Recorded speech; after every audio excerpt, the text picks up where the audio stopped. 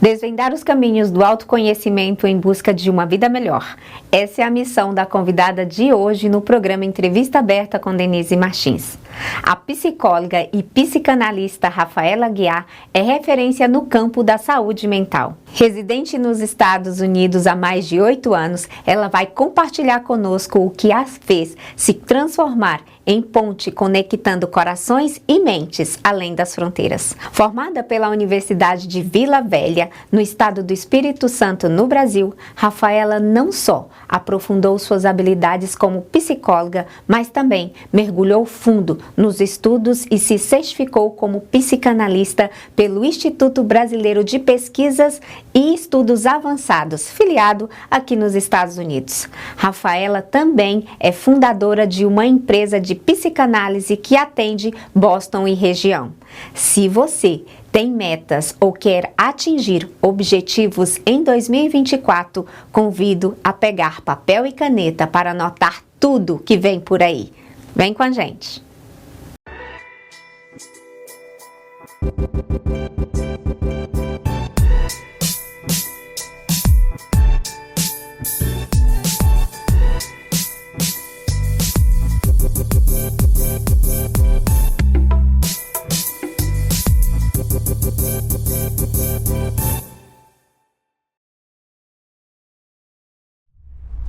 Boa noite, está começando mais um programa Entrevista Aberta com Denise Martins e esse é o nosso último programa do ano de 2023.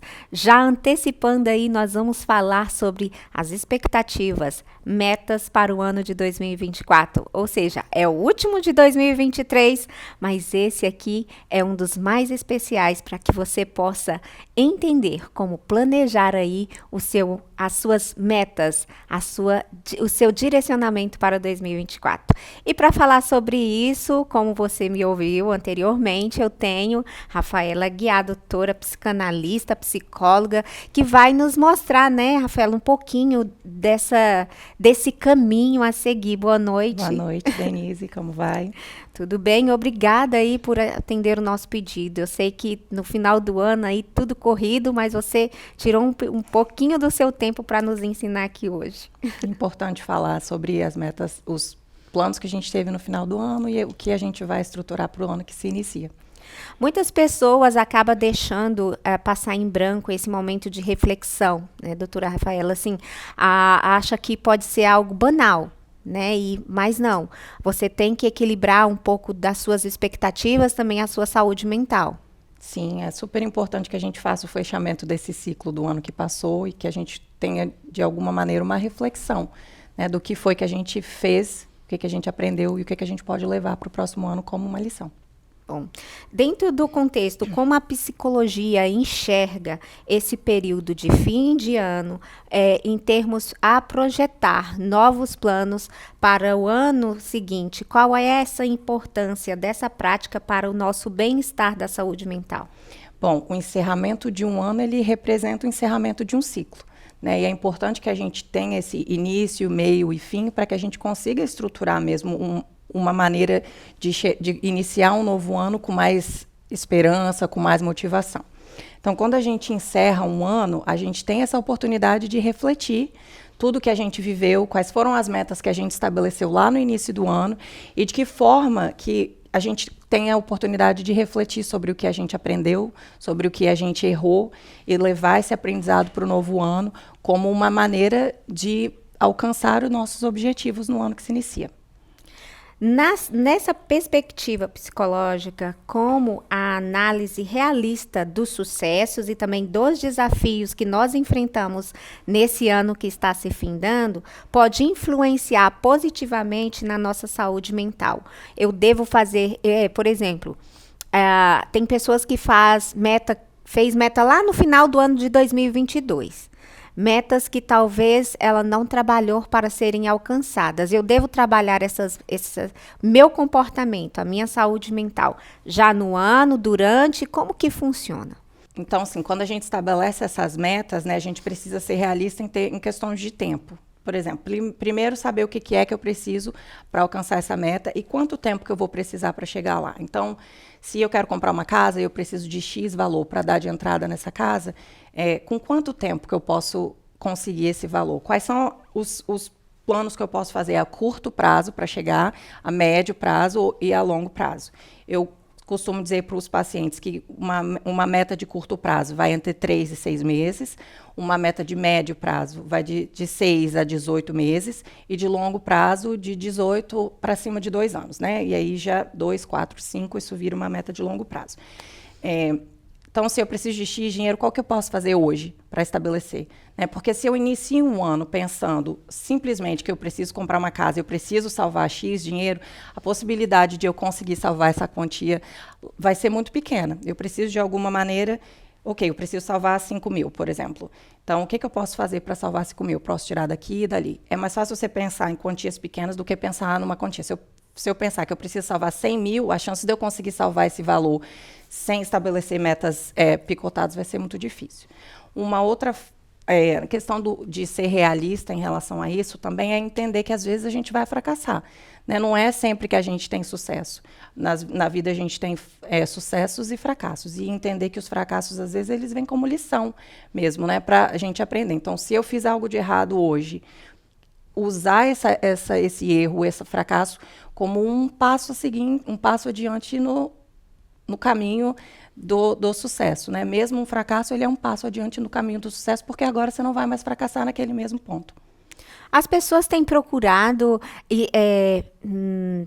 no seu consultório, tem pessoas que procuram no final do ano para trabalhar esse comportamento, melhorar a saúde mental, para alcançar metas. É uma preocupação do ser humano, é uma preocupação da nossa comunidade estar procurando o profissional, porque assim, você mesmo falou, às vezes se torna uma coisa frustrante porque você colocou uma meta surreal e você não alcançou.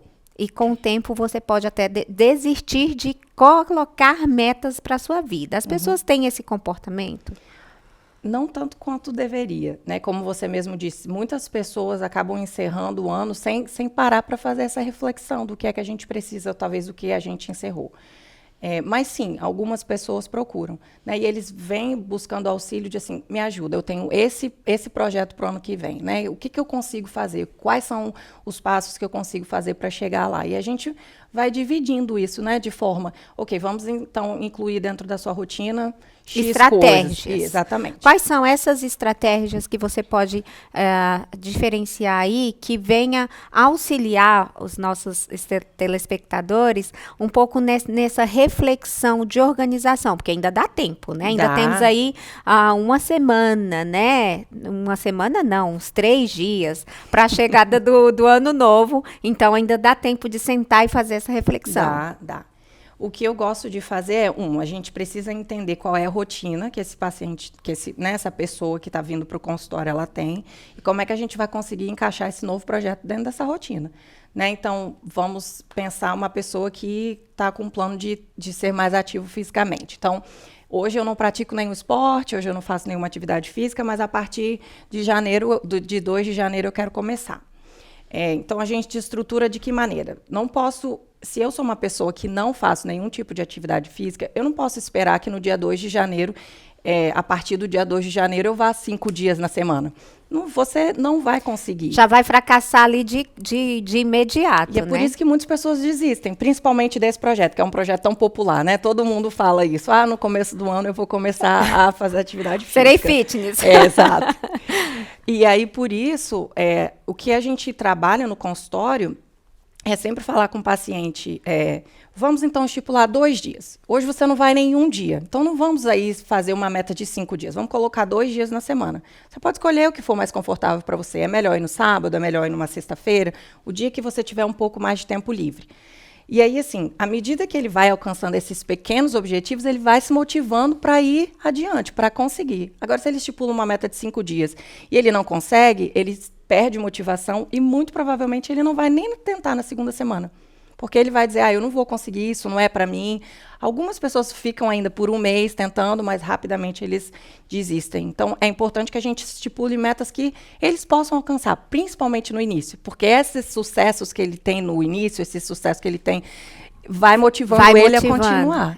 É uma mola que vai ali dando suporte e dando o impulso, Exatamente. né? Realmente. Já passou por a minha vivência pessoal, né? Eu já fiz metas aí que depois eu tive que... Opa, peraí, deixa eu voltar um pouquinho e recomeçar. Reavaliar. Também é importante você reavaliar aquilo que você planejou e não é nenhum tipo de negatividade você reavaliar e voltar e recomeçar, né? Com certeza. Uma das outras coisas que a gente faz quando a gente está estipulando nessas estratégias para alcançar uma meta é o ajuste na rotina. Ok, eu estabeleci 2 dias, mas eu não estou conseguindo porque eu trabalho muito, vamos voltar para um dia, não tem problema. E à medida que você se sentir confortável, quando aquele um dia tiver dentro da sua rotina já como parte do seu dia a dia, a gente tenta 2. Então não tem problema reavaliar essa meta, dar um passo para trás. Eu costumo falar que um passo para trás te dá impulso para seguir adiante. Qual a relação de tratar essas estratégias, essas metas com o autoconhecimento? Está relacionado? Eu preciso me autoconhecer para eu saber quais são se essas metas são realmente metas que eu vou alcançar? Para a gente ter uma saúde mental equilibrada? Porque também não adianta eu colocar coisas que eu não vou alcançar e eu ficar me culpando. Que tipo de prejuízos mentais a pessoa pode adquirir ao longo do tempo, ela projetando coisas que está além do que ela possa alcançar? Bom, é completamente ligado uma coisa a outra, né? O autoconhecimento, primeiro de tudo, te permite estabelecer metas que de alguma forma ressoam com a sua identidade mesmo, com o seu espírito. Muitas pessoas estipulam metas que são socialmente concordadas, né? Por exemplo, até os meus 35 anos eu tenho que estar casada com uma casa, 2 filhos e um cachorro, né? Essa meta é muito mais uma ideia social do que algo internamente mesmo, né? Algo que é seu. Não, muitas pessoas estipulam isso como meta e realmente é o que vão fazer elas felizes. Então, eu preciso me conhecer para saber o que é de verdade que eu quero seguir adiante. Também não dá para se projetar na vida do outro, né? Não, mas existe muita comparação. Então, esse é a parte que a gente precisa ter um pouco mais de atenção. Esse é o perigo de se comparar com a vida do outro. Porque você não sabe quais são as circunstâncias em que o outro vive, da onde ele está vindo, né? Como é que foi a infância, de que maneira que ele se estabeleceu naquele lugar, se teve ajuda, se não teve ajuda. Se comparar com o outro é um dos prejuízos e um dos perigos maiores que a gente tem para a saúde mental, porque a gente começa a sentir, eu não sou boa o suficiente, por que fulano consegue e eu não consigo? E aí você desenvolve ansiedade, desenvolve depressão, né? Essas são as doenças mais comuns mentais, né? As doenças mentais mais comuns que a gente percebe que tem muita ligação a essa questão das metas, né? Se você coloca uma meta muito idealista, muito impossível, que você não vai alcançar, você vai começar com essa comparação, vai começar a se comparar com os outros, e vai começar a adoecer. Olha só, nós estamos falando aqui sobre alcançar metas. Você que acabou de chegar e está nos ouvindo, eu estou falando com a Rafaela Guiar, que é psicóloga, psicanalista, e nós estamos falando aqui no final do ano sobre como planejar, organizar novas metas, alcançar os objetivos, fazer uma reflexão também deste ano que está findando. E você pode participar colocando aqui perguntas que depois eu procuro a Rafaela e nós vamos responder também.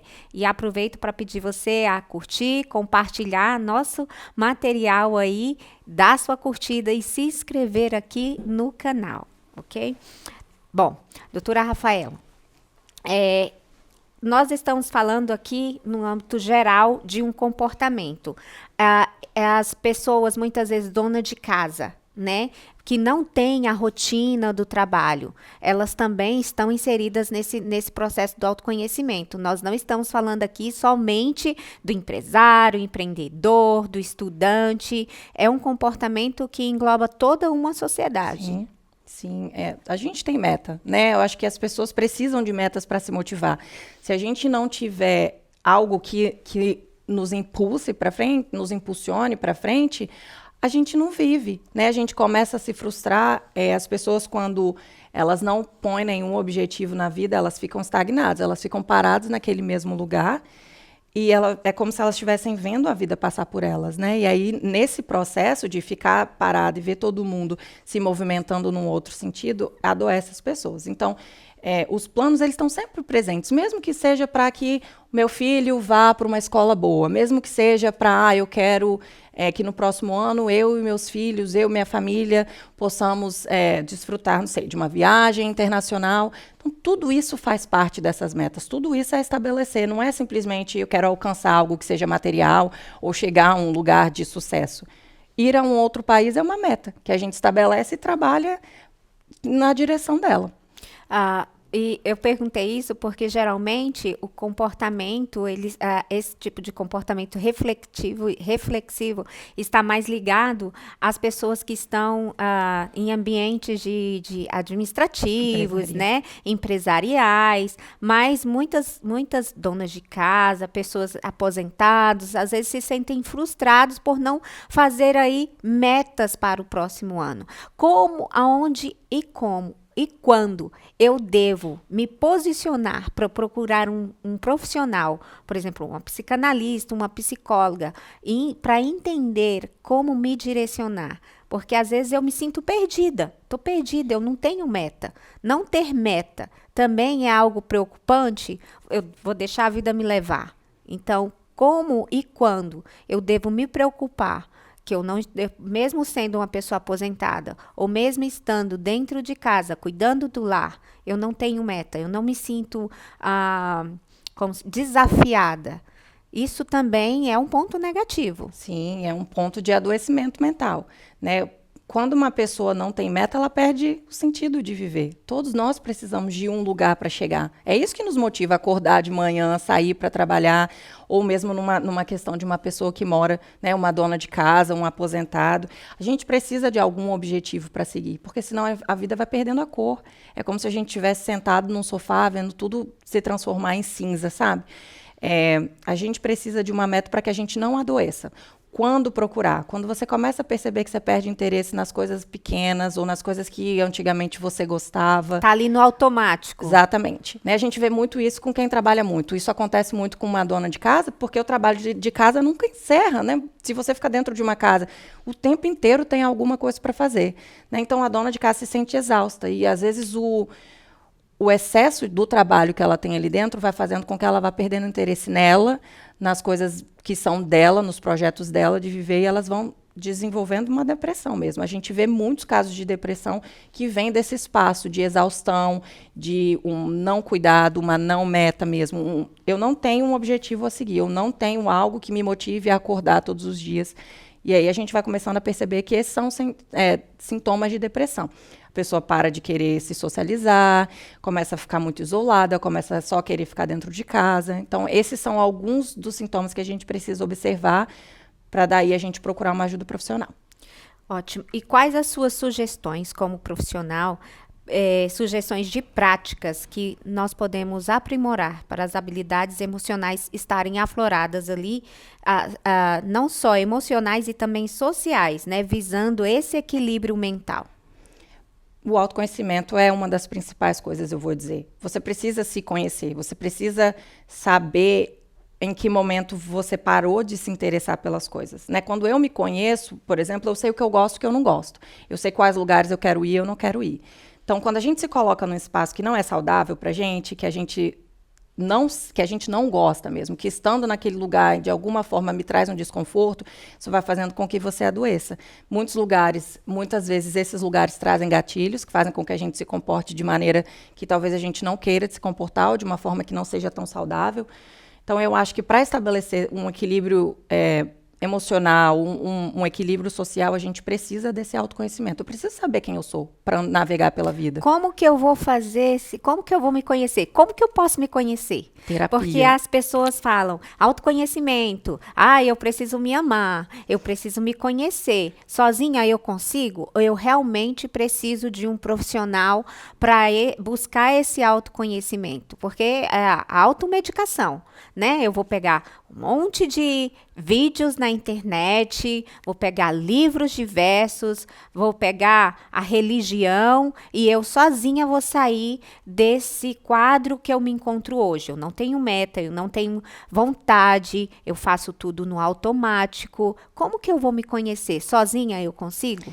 Eu acho que sozinha isso é como se fosse uma continuidade. Primeiramente, você precisa, eu acho que o espaço da terapia é o espaço mais importante que você pode ter para se conhecer. Ali dentro, você vai conseguir falar e se ouvir, né? O papel do psicanalista, principalmente, não é te dizer o que você precisa fazer, porque eu não sei quem é você, eu não sei da sua vida, eu estou aprendendo com você ali dentro do consultório. Eu não posso simplesmente dizer para você, não faz isso ou faz isso. Quem tem que decidir essas coisas são você. Então, o espaço da terapia, a gente fala que o psicanalista é como um espelho, né? O cliente ou o paciente vai falar com a gente vai devolver para que ele consiga ouvir o que ele está dizendo, né? Então, a gente devolve a pergunta de uma maneira talvez elaborada diferente para que ele consiga ouvir do que ele está dizendo e ele conseguir descobrir quem ele é. Os vídeos, os livros de autoajuda, eu acho que eles são uma continuidade. Depois que você já sabe quem você é, depois que você conhece suas fraquezas e suas potencialidades, talvez um livro te ajude a se aperfeiçoar em um determinado ponto. Mas eu acho que a terapia é um espaço essencial para o autoconhecimento. Perfeito.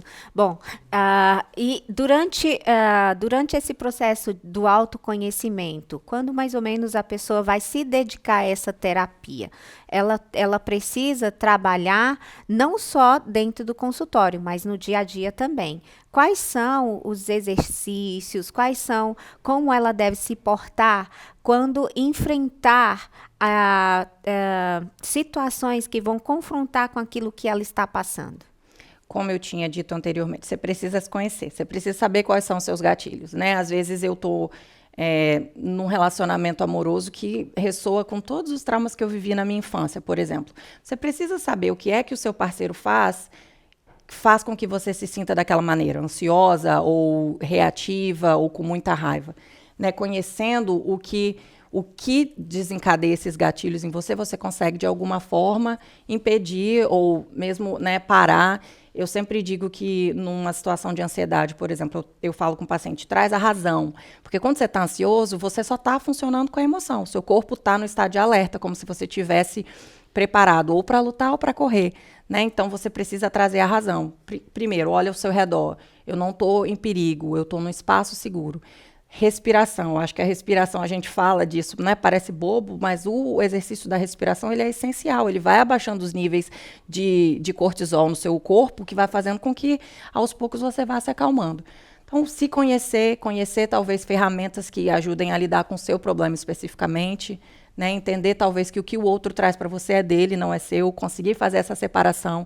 Muitas vezes o que o outro está fazendo com você quer dizer simplesmente sobre as dificuldades dele com a vida. Não tem nenhuma direção a você. Você só é a pessoa que está ali. Ele faria aquilo com qualquer outra pessoa. Ótimo. Ok. Você deu aí um exemplo tanto para as pessoas que estão passando pelo processo para se autoconhecer e aquelas que já têm um pouco de conhecimento para estar se planejando. Agora vamos fazer uma lista. Estamos aqui há 3 dias, né? 2, 3 dias para chegar 3 dias para chegar aí o ano novo, e aí eu ainda não fiz aqui a minha reflexão, né? A reflexão do que eu vivi neste ano para projetar o meu futuro, o ano seguinte, né? Como que eu vou fazer essa lista? Como que eu vou fazer essa reflexão? Eu preciso sentar, eu preciso escrever como psicóloga. O que você nos aconselha a fazer? Eu nunca fiz. Digamos que eu esteja aqui iniciando esse processo do autoconhecimento. Como que eu vou fazer esse exercício? Eu acho que isso é muito particular. Tem pessoas que aprendem mais escrevendo, tem pessoas que aprendem mais ouvindo, ou pessoas que aprendem mais na prática. Escrever é um exercício maravilhoso. Eu sempre aconselho aos meus pacientes escrever. Eu acho que a gente aprende muito mais quando a gente consegue processar os nossos pensamentos no papel. Você tem a oportunidade de reler aquilo quantas vezes você quiser, né? Então, eu sempre aconselho a escrever. Tem gente que não gosta, tem gente que gosta de usar o celular, que para mim também não se assemelha, não é uma ferramenta semelhante ao escrever, mas que para muitas pessoas funciona. Mas eu gosto de escrever. Então, eu acho que primeiramente, eu escreveria o que foi que eu planejei no último ano. Quais foram, então, essas metas que eu estabeleci? E como é que eu trabalhei? O que foi que eu coloquei de esforço para alcançar essas metas? Teve alguma coisa que eu poderia talvez ter feito diferente? Tem algum lugar que eu poderia ter colocado mais empenho? Tem algum lugar que talvez eu não precisasse focar tanto, porque aquilo não era tão importante? E dentro dessa avaliação, você faz o que eu errei? O que eu aprendi disso? O que deu certo? O que não deu certo? O que deu certo, você leva adiante no próximo ano. O que não deu certo, você pega como aprendizado. Ok, isso aqui não deu certo. Então, eu já sei que no próximo ano, se eu estiver estabelecendo uma meta semelhante, eu não vou usar isso aqui, porque isso aqui não funcionou. Então, fracasso também é um professor, também te ensina, né? Porque você não vai mais fracassar naquele ponto. Pode ser que eu fracasse num outro espaço, mas não naquele ponto. Tem que ser realista e fazer aí a listinha o mental, né? E seguir. Nesse processo da mental ou escrito, eu posso colocar lembretes, isso tipo, eu preciso pro verão estar magra, usar um biquíni, esses lembretes, ou esse exercício mental, ele é válido ou é, digamos, não tem importância. Eu coloco, por exemplo, eu tenho uma agenda anual, né? E nessa agenda tem o aniversário das pessoas que eu não posso esquecer. Não que eu não as ame, mas porque a vida corrida eu posso acabar esquecendo. Às vezes eu esqueço até de comer, né? Então, isso pode acontecer. Então, esse exercício é um exercício é válido, eu estar fazendo lembretes diariamente das metas que eu quero alcançar? Funciona até certo ponto. Porque se você não estiver fazendo nenhum tipo de esforço em direção a essa meta, aquilo vai acabar virando um plano de fundo, como um quadro na sua casa. Mas funciona a princípio. Por exemplo, estabeleci então a meta de que no próximo ano eu vou ser fit, vou ser ativo né, dentro do esporte, vou viver uma vida mais ativa.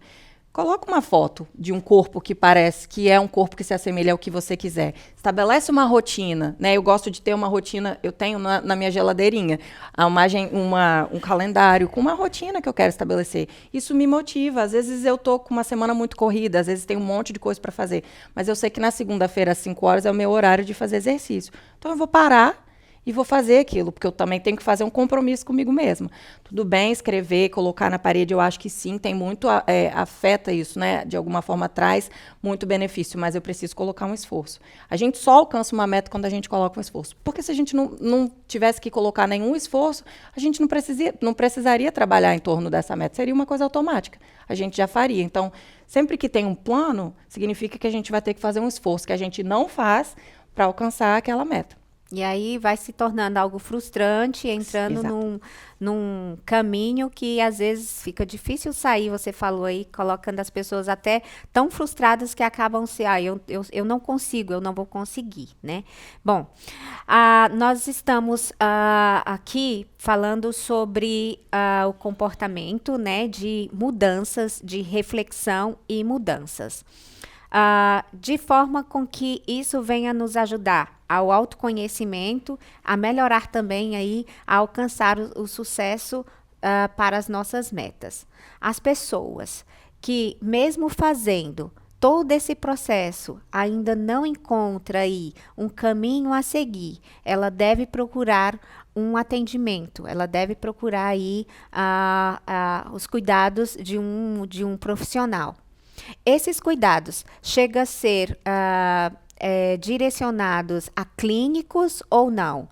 É só mesmo na terapia? Ou tem pessoas que precisam ser medicadas? Como que funciona? Porque assim, muitas pessoas, por exemplo, que têm TDAH, acabam tomando medicação, né? Mas a gente sabe que tem pessoas que não têm esse diagnóstico e que muitas vezes têm um pico de ansiedade muito grande. Né? Então, às vezes ela não alcança essas metas ou não consegue se equilibrar para traçar um futuro por falta de um aconselhamento também. Sim. Bom, a gente precisa primeiro entender que a depressão, ela é uma deficiência cerebral de um hormônio, né, de um hormônio, de uma substância no cérebro.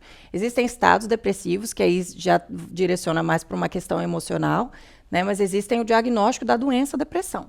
Então, sim, é super importante que às vezes a gente alinhe a terapia com a medicação. O TDAH, por exemplo, também é uma deficiência de um hormônio no cérebro. Então, se eu não tenho aquela medicação para estabilizar os meus níveis de hormônio, muitas vezes eu não consigo dar esse primeiro passo. Não que necessariamente você precise viver da medicação para sempre, né? Mas a medicação muitas vezes te tira de uma crise. E aí você consegue olhar para as coisas ao seu redor de uma maneira mais calma, mais Às tranquila. vezes nem sabe, claro que a gente não sabe que está faltando, Sim. né? Através do seu conhecimento, que você é a profissional, vai falar, não, você está assim porque... E às vezes é só iniciar o cuidado e você já muda o comportamento, Sim, né? sim. Por exemplo, umas questões de ansiedade, né? Quando a pessoa tem uma ansiedade generalizada muito forte, que tem crises constantes, a gente precisa medicar, porque senão ela não consegue funcionar na vida, né? Uma pessoa que tem constantes crises de ansiedade não consegue ir para o trabalho, não consegue ir para a escola, não consegue se relacionar com as pessoas, não consegue ir no cinema, não consegue ir no shopping, né? Não tem Ficar como. em grandes aglomerações, né? Sim, né? Então, assim, tudo vai depender do que é que motivou, né? O que é que traz essa ansiedade para essa pessoa. Mas, às vezes, a medicação é necessária para que a gente tire a pessoa da crise e consiga fazer um trabalho, então, psicológico com ela, de encontrar essas ferramentas que são tão necessárias para que ela consiga viver a vida, né? Experienciar a vida. Muitas pessoas estão só parado, só vendo a vida passar, porque tem esses diagnósticos e não sabe, porque precisa de uma medicação, precisa de um acompanhamento terapêutico e às vezes nem sabe disso. E acaba se comparando com a vida maravilhosa das redes sociais, né? Que tem impactado muito assim, muitas pessoas. Poxa, a pessoa tem uma vida perfeita na rede social. Por que que eu não alcancei? Né? Por isso que eu te fiz essa pergunta, porque assim, foge muito da realidade. Ninguém está ali, raramente as pessoas estão na rede social mostrando o impacto daquela vida perfeita que ela tem quando ela desliga ali a câmera. Né? Então, e muitas vezes nós deixamos de procurar o profissional, porque não? Eu vou assistir esse autoajuda aqui, amanhã eu tô bem, o pico de alegria vai lá na frente, a confiança, e no outro dia eu acordo sem querer levantar da cama. Sim. Muitas vezes acontece isso, por falta de buscar um profissional, que às vezes até tem que ser algo mais forte, né? O tratamento, como que eu falaria? Um tratamento mais intensivo. Mais intensivo, né? Então, assim, é algo que muito bacana a nossa conversa, porque nós fazemos planos. Né, o plano, amanhã eu vou acordar, eu tenho que organizar a casa, fazer a alimentação para as crianças, cuidar do esposo, ou vou para a faculdade, não, amanhã eu tenho uma agenda cheia de trabalho. Então, querendo ou não, nós temos que nos posicionar, né, no dia seguinte. E muitos acabam não alcançando a meta no final do dia. Então, será se é porque eu não estou me organizando? Eu não sei me organizar mentalmente. Foi por isso que eu te trouxe aqui, para você mostrar um pouquinho para a gente de como nós podemos nos organizar para alcançar metas reais, metas que realmente cabem dentro da minha realidade, né? E agora, para finalizar, eu vou fazer uma pergunta impactante. Não estava no nosso roteiro. Mas dentro do nosso contexto, doutora Rafaela, dentro do contexto de reflexão do que nós passamos neste ano para a projeção do próximo ano, existe alguma pergunta que eu não fiz e que você já participou de outros tipos de conversa, que gostaria que fizesse a você e que você vai fazer para você mesmo e vai responder para a gente? Eu acho que se eu pudesse fazer uma pergunta, seria qual o cuidado que eu preciso ter comigo para iniciar o próximo ano? O que foi que eu aprendi de mim mesmo? Não apenas das metas que eu estabeleci. Preciso aprender sobre mim. Né? Eu acho que o autoconhecimento é esse cuidado que você tem consigo mesmo. O que eu preciso aprender sobre mim para que eu possa ir no próximo ano? Então, fazer essa avaliação. Quem era a pessoa? Quem era a Rafaela no início de 2023? E qual é a Rafaela que vai se iniciar no início de 2024? E se a gente pudesse responder isso, ou se existisse uma maneira para a gente lidar com essa pergunta, né? Ok, a Rafaela que começou em 2023 tinha muitos projetos, e no meio do caminho, a vida aconteceu, porque a vida acontece. É uma doença, é um problema no trabalho, é uma demissão, alguém que morre. Tudo isso são coisas que acontecem ao redor da gente que a gente não planejou, que não estava... Está fora do nosso controle. Sim. E isso afeta a nossa vida, isso afeta os projetos que a gente estabeleceu, a maneira como a gente se relaciona com o mundo, né? Então, chegar no fim do ano e ter muito amor por si mesmo, muita gentileza, muito cuidado com si mesmo, de conseguir fazer a avaliação de que, ok, eu dei o melhor de mim. Talvez eu não cheguei no lugar onde eu queria chegar, teve circunstâncias da vida que me colocaram ali, mas eu sei que eu dei o melhor de mim. Ou não. Né? Ou não, não aconteceu nada, o ano estava ali perfeito, eu tinha todas as possibilidades e eu não me dediquei da maneira que eu deveria ou que eu poderia ter me dedicado. Fazer essa reflexão sobre você. Quando você começou o ano, quem você era? Não só falar do que, porque eu não alcancei minha meta, porque eu fracassei no plano que eu tinha. Se autoflagelar, né? Que a gente faz muito, né? E a rede social, eu acho que é a pior ferramenta que a gente pode usar para fazer essa comparação. Ninguém vive a vida do Instagram. Né? Assim, hoje a gente vê um número maior de pessoas que está colocando a realidade daquilo. Aí eu falo das viagens que eu faço, mas eu sofro com a minha imagem, né? Eu estou sempre feliz, mas na verdade por dentro eu estou infeliz, eu estou depressiva. Né? Então eu preciso colocar essa imagem para fora. Então a gente fica o tempo inteiro fazendo essa comparação. Quem sou eu? Por que eu consigo? Por que a pessoa consegue e eu não consigo? Por que para mim é tão difícil? E aí a gente começa a se machucar, a gente começa a dizer eu não sou boa o suficiente, eu não sou merecedora de amor, eu não sou merecedora do cuidado. Isso adoece a gente psicologicamente e traz muitos prejuízos para as nossas relações com nós mesmos e com as pessoas. Perfeito, perfeita a sua mensagem final. E nós estamos finalizando aqui. Desejo a você que você pegue esse conteúdo, que você ouça e que você faça uma reflexão aí de como você fez as suas metas de 2022 para 2023 e que você possa fazer metas, reflexões e metas realistas dentro da sua realidade de vida, sem comparação e sem o peso, né? Porque talvez você não alcançou, mas que você possa alcançar ali fazendo direcionamentos, buscando profissionais que possam estar te direcionando para que você alcance um ano de 2024 com equilíbrio, realizando mais aí os desejos do seu coração, que é esse a nossa motivação e o nosso desejo através desse conteúdo que estamos passando aqui. Não é isso, doutora Rafaela? Isso, corretamente, perfeito. Ter mais cuidado consigo, mais amor, conseguir olhar para o que você fez, né? E aprender com os erros. Fiz isso, não funcionou, fiz aquilo, funcionou. E vou levar todos os aprendizados para o novo ano, para as novas metas. E, claro, se tiver aí uma dificuldade, tanto para refletir, para reconhecer o erro, aí fica a chavinha, tá na hora de buscar aí um cuidado, né? Para se autoconhecer e se cuidar também. Isso, né? O cuidado profissional é essencial. Muito obrigada por ter nos acompanhado aí durante todo o ano de 2023.